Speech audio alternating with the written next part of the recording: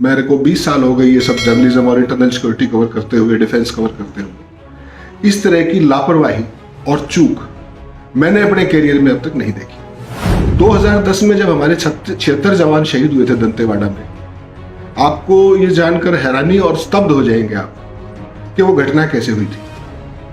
वो घटना ये हुई थी कि जो सीआरपीएफ की जो बटालियन जो ब्रिटेन ऑपरेशन के लिए गई थी, उनका एक वायरलेस सेट नक्सलियों के पास था। कल्पना कर सकते हैं आप कि उस समय के जो डीआईजी थे मिस्टर नलिन प्रभात सीआरपीएफ के, वो आज आईजी ऑपरेशन है और वो मौके पे मौजूद है, उस एरिया के अंदर मौजूद है और वो इस पूरे ऑपरेशन को प्लानिंग करने में भी।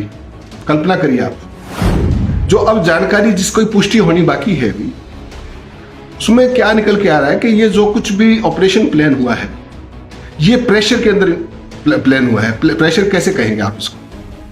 जब देश का सीनियर सिक्योरिटी एडवाइजर उस एरिया के अंदर है, आईजी ऑफ सीआरपीएफ है, इनका काम स्ट्रेटेजिक प्लानिंग है दिल्ली में बैठ के करना।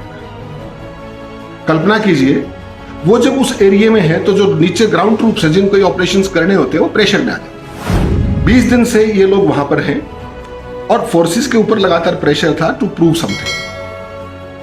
ये लोग निकले वहां पर और इनको प्लांटेड जानकारी दी गई, ट्रैप बिछाया गया।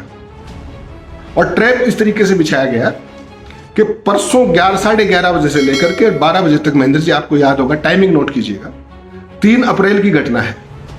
और जो घायल और मृतक जवान हैं, उनका इवैक्यूएशन कल हुआ है 12:15 बजे MI-17 हेलीकॉप्टर से। आप अपने देश के अंदर घायल भी जवान होंगे, वहां शहीद भी होंगे, और वो बॉडीज मौके पे पड़ी हुई हैं 24 घंटे तक। अगर आपकी ये ऑपरेशनल प्लानिंग है, वहां पर कोई मेडिकल एड, जब आप इवैक्यूएशन ही नहीं कर पाए, बॉडीज ही नहीं निकाल पाए, तो किस तरह की मेडिकल एड्स मिली होगी, किस तरह का रीइंफोर्समेंट गया होगा।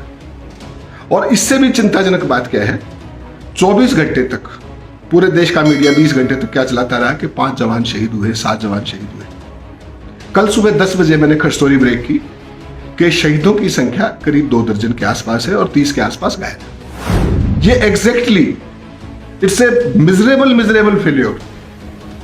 ऑपरेशन हुआ है, अपने देश के अंदर हो रहा है, प्लानिंग करके गई है, सीनियर मोस्ट ऑफिसर्स है उस एरिया के अंदर, और इवैक्यूएशन में इतना समय लगता है। There are major challenges.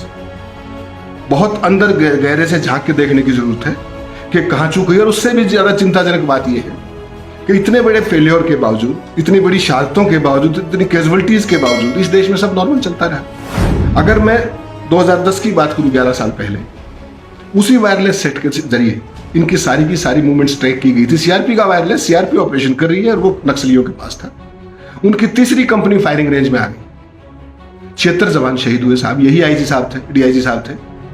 और उस टाइम की जो जांच हुई उसमें बिल्कुल साफ साफ लिखा गया था, 4 ऑफिसर्स, आईजी थे उस टाइम के जो मौके पे थे, डीआईजी, एक 62वीं बटालियन का कमांडेंट और एक इंस्पेक्टर। उस रिपोर्ट में यह साफ लिखा गया था, 2010 की बात कर रहा हूं, कि इन्होंने बिना एरिया डोमिनेशन के फोर्सेस को वहां भेजा था। उसके बावजूद क्या हुआ कि वही डीआईजी आज आईजी ऑप्स। ये सवाल है जिनके देश को जवाब चाहिए। इसमें मुझे बहुत ही दुर्भाग्य से कहना पड़ रहा है कि ये देश और इस देश का मीडिया सवाल पूछना भूल गया।